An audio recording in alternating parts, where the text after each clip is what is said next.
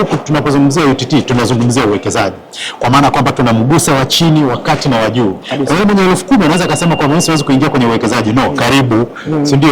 Mwenye laki, mwenye milioni, mwenye bilioni, wote tunawakaribisha. Na kwa AGM ya mwaka huu tunaona kabisa matokeo ni mazuri sana, kwa maana kwamba mifuko karibu yote imefanya vizuri. Hii maana yake ni nini?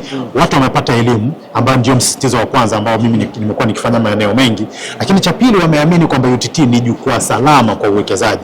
Kwa hiyo mtu ameanza yeye, anakuja anamshirikisha labda mwenza wake, anashirikisha watoto. Lengo ni nini?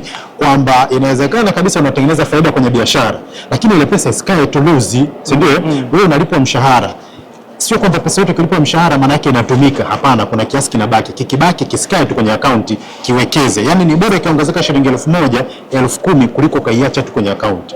Kwa hiyo eneo ambalo mara nyingi watu nawaambia, anzia UTT, kimbilia kule. Ukiona matokeo sasa, kama unataka kwenda sehemu zingine utaenda, lakini anzia huku.